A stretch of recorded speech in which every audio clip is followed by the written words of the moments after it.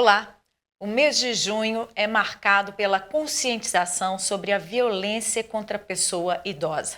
Este é o tema do TVMP Entrevista de hoje, com a promotora de Justiça do Ministério Público de Minas Gerais, Vânia Samira Doro Pereira Pinto, que é coordenadora do Centro de Apoio Operacional das Promotorias de Justiça de Promoção dos Direitos dos Idosos e das Pessoas com Deficiência. Tudo bem, doutora Vânia? Tudo bem, e você? Obrigada, bem-vinda mais uma vez aqui na TVMP. Eu que agradeço Dessa vez para o TVMP Entrevista, que a gente não tinha gravado ainda, né? Bom, eu queria começar falando sobre os tipos de violência que são cometidos pelas pessoas, contra as pessoas idosas. Nós temos os mais variados tipos de violência, né? As pessoas conhecem e identificam muito bem a violência física, porque é uma violência visível e que deixa marcas, mas a gente tem outras que são tão perigosas quanto, até porque abrem porta para que essa violência física de forma mais grave aconteça. Então a gente tem violência psicológica, né? Aquele menosprezo, aquele desprezo, a humilhação que se faz com alguém em razão da idade. Nós temos abandono e negligência, que infelizmente acontece muito. Familiares acabam, em razão da dependência que às vezes a pessoa idosa apresenta, acabam abandonando esse parente no momento de necessidade. Nós temos a violência financeira, que é um dos grandes carros-chefes, infelizmente, no nosso combate. Familiares que acabam se apropriando de valores de pessoas idosas, cartões de benefício, cartões bancários, e ao invés de utilizarem aqueles valores em benefício da pessoa que é dona do dinheiro, né, acabam utilizando de outras formas. E a gente também tem violência institucional. As instituições, tanto públicas quanto privadas, quando não atendem bem ou não conseguem atender a necessidade da pessoa idosa, também praticam violência, além de violência sexual. A gente não tem muito essa compreensão total, né, desse tanto de forma de violência, né? Como conscientizar as pessoas? O mês de junho está aí para isso? Tá aí para isso, mas a gente precisa pensar nisso o ano todo, né? O mês de junho a gente escolhe, até por ter sido elencado pela ONU, o dia 15 de junho como Dia Mundial de Combate contra a Violência à Pessoa Idosa, mas como uma forma de concentrar ações nesse mês, de dar visibilidade. Mas é importante que a gente esteja atento o ano inteiro, né? Especialmente nas coisas mais cotidianas, mais habituais que a gente faz. A gente tem muito uma cultura de menosprezo em relação ao que é velho, né? E aí eu não falo só de pessoas, não. Em relação a tudo. Acho que a nossa base consumerista, né, de muito consumo, acaba favorecendo isso. A gente sempre quer uma novidade, a gente sempre quer o que é novo. E isso acaba refletindo nas relações interpessoais também. Então, a gente precisa mudar esse comportamento de ver o envelhecimento como um defeito e passar a perceber que é uma trajetória natural, importante, porque só não envelhece quem já morreu e ninguém quer morrer. Mas, infelizmente, fragiliza a pessoa, né? E a deixa, muitas vezes, à mercê de pessoas que cometem essas violências todas que nós citamos aqui. Como detectar isso? É ter esse olhar atento, né? De pensar nessas formas que eu falei sobre a violência, né? A física é muito fácil, a gente bate o olho e identifica, né? Uma marca no corpo ou uma agressão, todo mundo consegue bater o olho e entender o que está acontecendo. Mas muitas vezes acontece dentro de casa, pelos próprios parentes. A maioria e aí, das vezes. Como os idosos normalmente ficam recolhidos em casa, é difícil Sim. também de detectar, né? Sim, inclusive durante a pandemia a gente teve um agravamento dessas situações justamente por conta do isolamento social. Porque normalmente quem percebe são os vizinhos, né? Já que essa violência infelizmente acontece em grande parte nesse ambiente familiar, é o cuidador que é parente e que acaba abusando, né? Seja financeiramente, seja psicologicamente dessa pessoa idosa, a gente acaba tendo uma subnotificação ainda maior. E é importante essa atenção, né? Nesses passeios que muitas vezes a pessoa idosa faz, às vezes na ida ao médico, né, ao hospital, é que a gente consegue perceber nesse comportamento mesmo, no trato que o cuidador tem com a pessoa idosa. né? O profissional de saúde é muito importante para isso. Muito importante. Né? Inclusive, é obrigado a notificar. Sempre que ele identificar alguma situação de violência, ele precisa informar a diversos órgãos, inclusive ao Ministério Público. Vamos falar então do trabalho que é feito ao longo do mês de junho e também no Dia Mundial, né, de Conscientização contra a Violência à Pessoa Idosa. Como é que o Ministério Público tem trabalhado isso?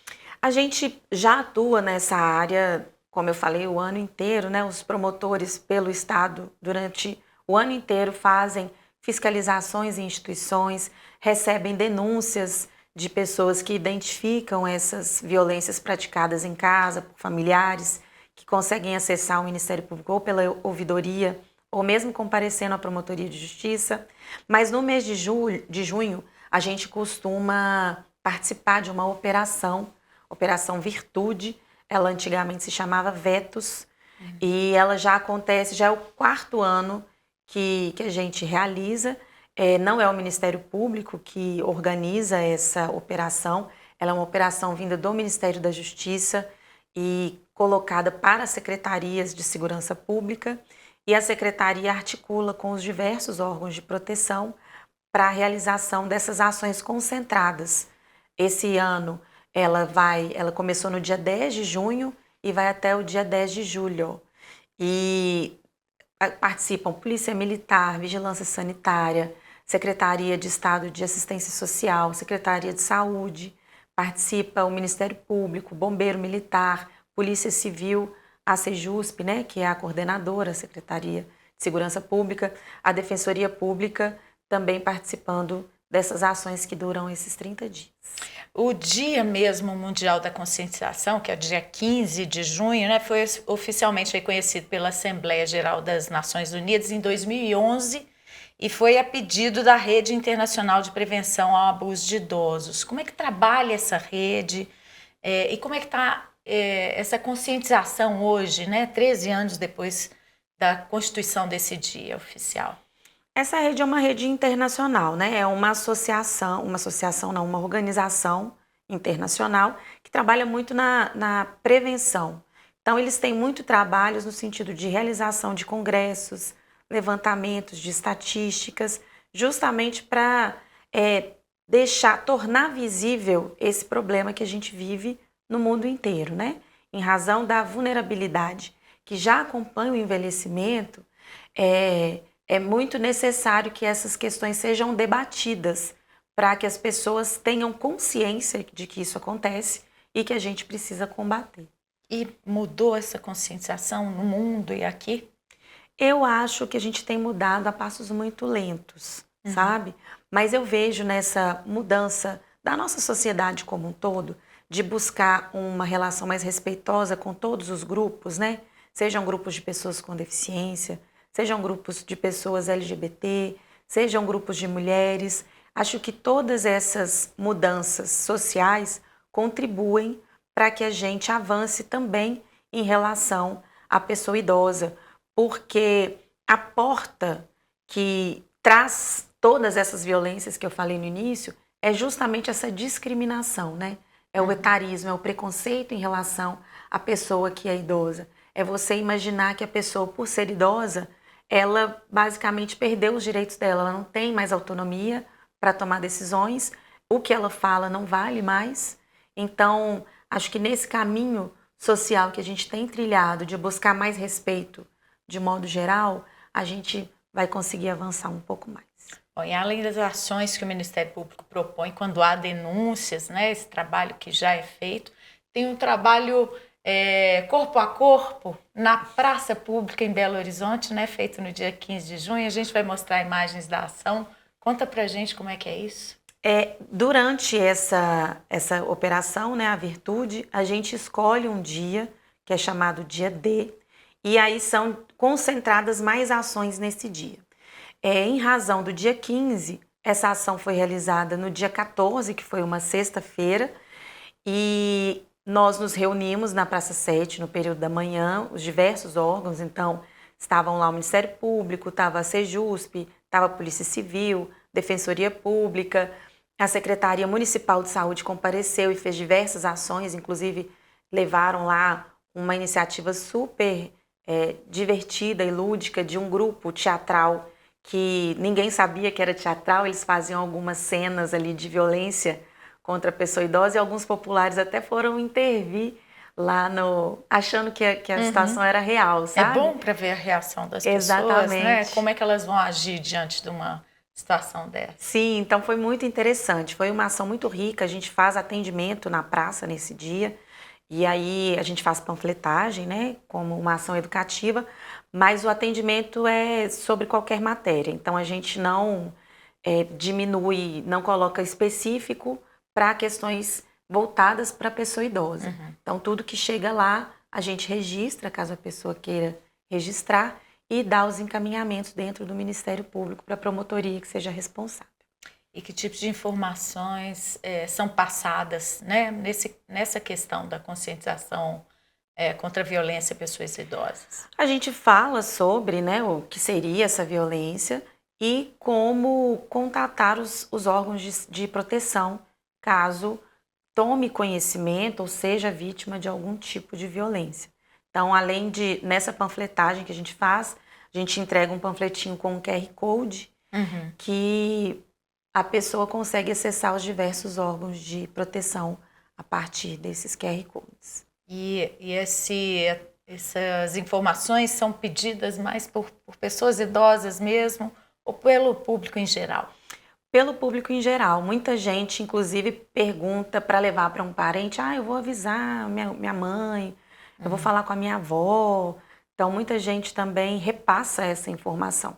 Acho que é uma informação que todo mundo tem interesse. Como é que tem sido a reação das pessoas a essas informações, a esse trabalho? Tem sido muito receptiva. Até eu defendo que a gente deveria fazer essas ações na rua com mais frequência. A sensação que eu tenho a cada vez que a gente faz é que a população sente muita falta, né? Embora o Ministério Público esteja espalhado pela cidade, espalhado pelo estado, esse nosso ir até a população é muito bem visto, assim, as pessoas abraçam essa forma de contato, mais até, eu acho, do que ele ter que ir até o Ministério Público. Então, eu acho que é uma excelente iniciativa, a gente precisa ir mais vezes, conversar com a população, até para que a gente possa dar mais legitimidade ao que a gente faz, ouvindo, né, o que de fato eles precisam. Qual que é a situação hoje em Minas quanto à violência contra a pessoa idosa? Há muita subnotificação e as notificações como tem sido? A gente tem, além do Disque 100, que é um canal nacional, a gente tem aqui em Minas um sistema de monitoramento, que funciona mais ou menos como o Disque 100, é também pela internet, chega, esse sistema ele distribui para os outros órgãos de proteção, então chega ao Ministério Público, chega à Polícia Civil, e a gente, a partir daí, vai tomar as providências. A gente tem uma grande notificação a gente tem muitas situações de abuso, a violência contra a pessoa idosa, infelizmente, ela é uma crescente ano a ano. Os dados do Disque 100 mostram que esse ano a gente teve um aumento de mais de 40% nos 3 primeiros meses de notificações de violência contra a pessoa idosa. Então é algo preocupante, até porque a população idosa tem crescido muito, né? E essa relação intergeracional ainda não está muito bem colocada, mas a gente tem também muitas situações de violência durante o acolhimento, né? A pessoa idosa, ela é abandonada pela família, ou não é abandonada, mas ela não consegue mais ficar sem um serviço que tome conta dela 24 horas por dia. E essas instituições, seja por falta de estrutura, falta de preparo, né, ou por falta de conhecimento mesmo.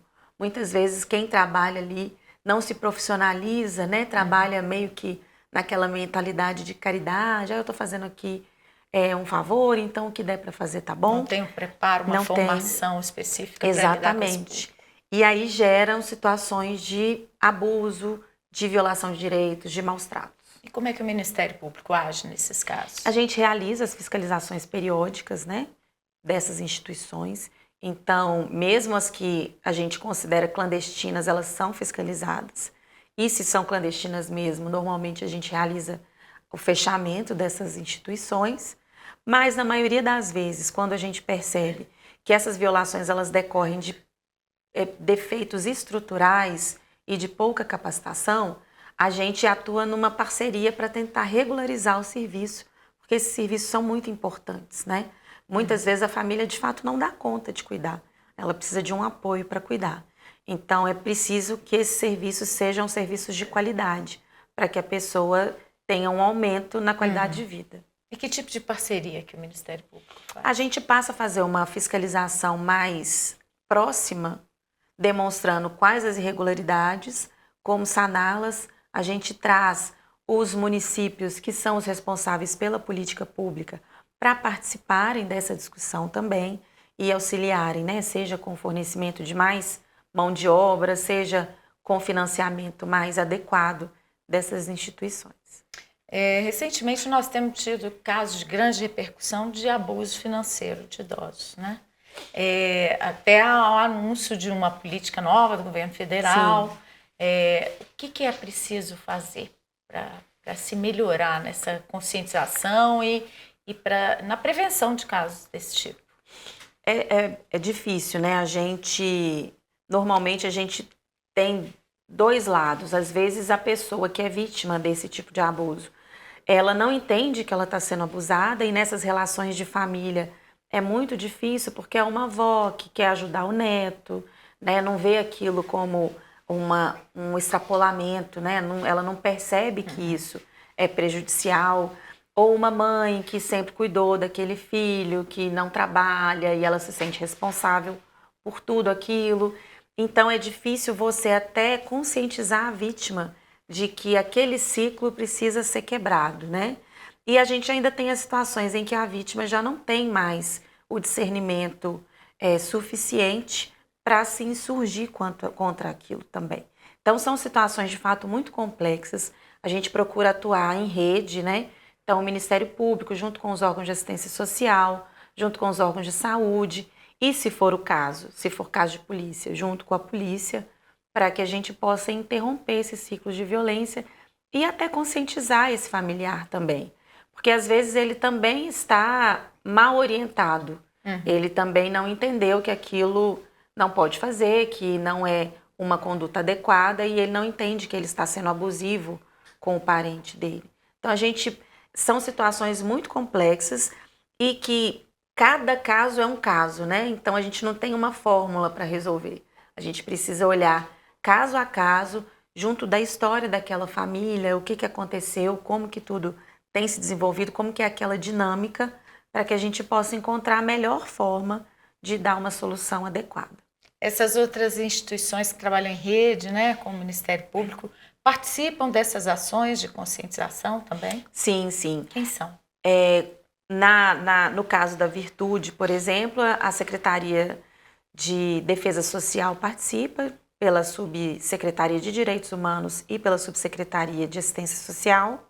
A Secretaria de Saúde sempre participa, a Vigilância Sanitária, para que a gente possa, né, ter ambientes adequados, com saneamento adequado, né, com toda a necessidade de salubridade, que a pessoa possa envelhecer de forma correta e de forma saudável.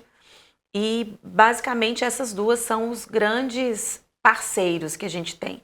Mas, a depender do caso, a gente tem, às vezes, que chamar a Defesa Civil para participar, né? A gente tem tido muitos casos de acumulação de pessoa idosa, tanto de objetos quanto de animais. Então, a cada quadro que se pinta na nossa frente, a gente chama os parceiros. E aí eu digo parceiros pela proximidade que a gente trabalha, né? Mas, de fato, assim, a gente provoca as políticas que deveriam estar atuando naquele contexto para que aquela situação seja superada.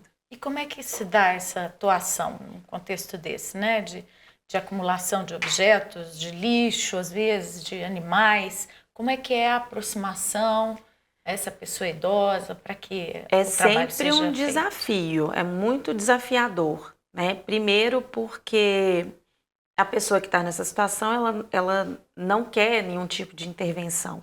Então você precisa primeiro sensibilizar ela a confiar em você, né? E nesse papel o Ministério Público nem é quem realiza de fato as diligências, né? A gente acompanha se a política está funcionando. Normalmente quem faz isso são as equipes da assistência social que têm esse primeiro contato, para depois chamarem as outras políticas também a atuarem a partir da permissão, vamos dizer assim, daquela pessoa que vai ser submetida à intervenção, né?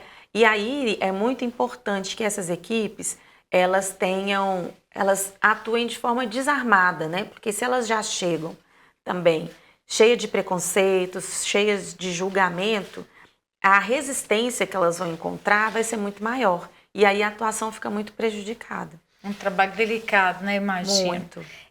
Além dessas atuações, né? Desse evento de conscientização, todo esse trabalho, que estratégias de longo prazo que têm sido trabalhadas pelo Ministério Público para combater essa violência? A gente tem tentado muito estruturar as políticas que deveriam estar funcionando de uma forma mais consistente e não estão, né? Especialmente nos municípios. A política de proteção da pessoa idosa ainda não é uma prioridade dentro das políticas públicas, né? Então a gente tem tido essa batalha assim, de conscientizar o gestor público, especialmente o gestor municipal, da importância de fato, tirar a política de proteção da pessoa idosa do papel da lei e trazer para o mundo real. Essa tem sido a nossa criar uma frente unidade de batalha. combate, uma secretaria, não algo só assim. isso, mas criar serviços mesmo de atendimento, né? Criar fluxos de trabalho nesse sentido de, olha, se a gente chega na casa de alguém e verifica uma situação de acumulação, qual o passo a passo que a gente seguiria numa situação padrão? Se sair do padrão, né? Quais os caminhos que a gente pode ter? Pela equipe de saúde da família, por exemplo, Sim. fazer esse atendimento domiciliar. Exatamente, criar esses caminhos para que a equipe de saúde da família identificou essa situação, a quem que ela recorre, né? Quem que ela procura, com quem que ela vai discutir esse caso, quais os atores são importantes trabalharem ali. E normalmente a gente acaba fazendo essa articulação, as políticas acabam não conversando quando a gente não chama elas para conversarem. Imagina que até a polícia militar vai atender uma ocorrência que às vezes é diversa, mas encontra uma situação como essa. Né? Todos esses agentes têm que estar bem preparados. Sim, tem que estar todo mundo falando a mesma língua, né? Essa rede conversa sempre, tem que estar sempre interagindo. O ideal é esse, infelizmente não acontece. E a nossa luta diária é que essa rede atue como uma rede, de fato. Dá para se medir o que tem sido alcançado com o trabalho já feito?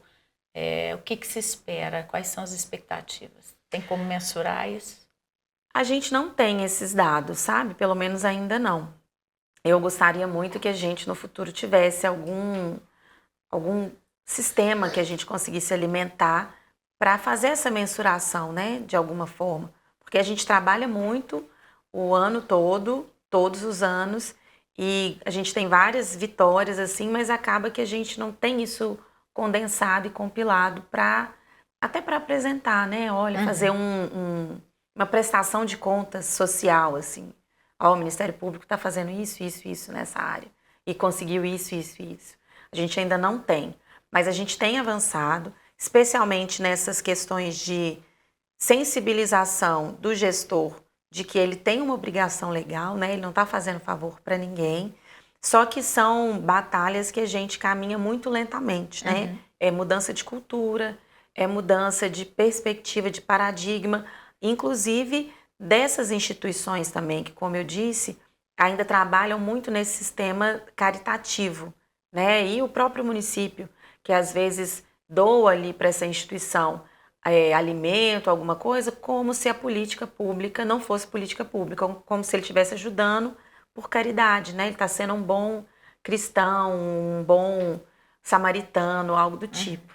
Então, são passinho para que a gente consiga alcançar algo maior. As promotorias de comarcas de Minas têm sido orientadas para fazer esse trabalho? Sim, exatamente. A gente tem fornecido... Atendem regiões grandes, às vezes com muitos municípios, Muitos municípios. Né? A gente tem comarcas que são compostas por 13 municípios aqui em Minas. Então, são comarcas muito grandes e para o promotor é muito difícil, né? Administrar isso tudo com todos os assuntos que ele precisa trabalhar ali. Então, a gente tem fornecido material para facilitar o trabalho dele. Sempre que ele acha necessário ou entende interessante, a gente se coloca à disposição para reunir com o município, para reunir com as equipes das entidades que fazem acolhimento, justamente para poder deixar a atividade dele menos custosa, né? Menos difícil para ele conseguir, de fato, dar andamento a todas essas demandas que ele tem no dia a dia. Vamos dar, então, a dica para os cidadãos de como eles devem agir quando se depararem com situações de violência contra idosos. A quem eles devem buscar? Interferir é sempre ruim, né? As questões que envolvem violência, e especialmente violência intrafamiliar, a gente nunca recomenda a interferência porque pode trazer uma escalada daquela violência. Então, o melhor é acionar. Está numa situação de violência flagrante ali, está acontecendo uma confusão naquele momento, aciona a polícia 190 e chama quem de fato está preparado para fazer a intervenção de forma adequada. Se quer reportar algo que está acontecendo de forma permanente, você observa, não é nada que chame tanto a atenção, né, ao ponto de chamar a polícia, mas é uma situação que preocupa e que talvez você não tenha nem certeza se é abuso ou não é, mas talvez seja. A gente tem os canais, como os canais do Ministério Público, pode acionar o Ministério Público pelo telefone 127 aqui em Belo Horizonte. No interior a gente tem um outro número, que agora eu não sei de cor, mas ele é gratuito também. Temos pelo site, temos o site, a ouvidoria, você preenche lá tudo direitinho e pode mandar inclusive anônimo sem se identificar.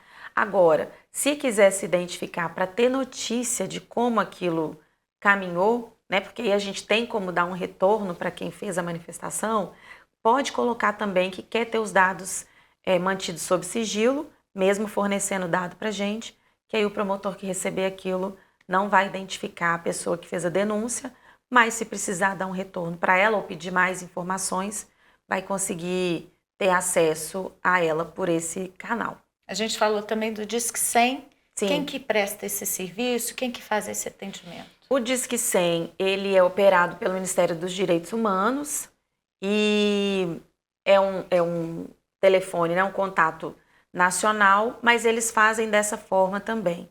Veio uma denúncia de Minas Gerais, eles encaminham para todos os órgãos de Minas Gerais, que estão ligados à proteção daquela população específica. Então, o Ministério Público é acionado, a Polícia Civil é acionada, sempre que chega uma denúncia para o Disque 100. Quando a gente falou de polícia, a gente falou do 190, da Polícia Militar, mas tem delegacia especializada também da Polícia Civil? Em Belo Horizonte nós temos a delegacia especializada, a Polícia Civil, fica ali no Barro Preto. No interior nem sempre a gente tem, normalmente não tem, mas a delegacia está aberta para receber denúncia sobre qualquer matéria, né, em relação a qualquer tipo de crime. Então também é um canal. Polícia Militar é mais para aquele momento de desespero ali mesmo, para a atuação precisa ser imediata, né? Na Polícia Civil você vai fazer um registro de um boletim e o delegado depois vai dar andamento. A gente falou também das unidades básicas de saúde, que podem ser um canal de entrada, de denúncia, né? Sim, a gente tem... De encaminhamento dessas denúncias. A gente tem pela lei, né, pelo Estatuto da Pessoa Idosa, uma obrigatoriedade lá. Sempre que o serviço de saúde identifica qualquer possibilidade de violência, ele deve reportar, ele notifica obrigatoriamente o Ministério Público, os conselhos de direitos e algumas secretarias também devem ser notificadas em relação àquela situação. O Conselho de Direitos é outro canal que as pessoas podem acessar Cada município deve ter, né, o Conselho Municipal de Direito da Pessoa Idosa. Se o seu município não tem, cobre do gestor, é importante. É um órgão fiscalizador da política, se a política está de fato acontecendo, e também recebe denúncias em relação à violação de direitos de todas as ordens. Ok. Muito obrigada pela sua vinda aqui mais uma vez, né? Eu que agradeço. Seja sempre presente aqui no TVMP Entrevista. Quando tiver assunto, pode trazer para a gente. Eu agradeço a oportunidade de falar mais uma vez aqui com vocês. Obrigada. A você que esteve nos assistindo, continue ligado no canal do mpmg.oficial aqui no YouTube, que traz também outros conteúdos para você, outros assuntos. Fique sempre ligado aqui. Até breve.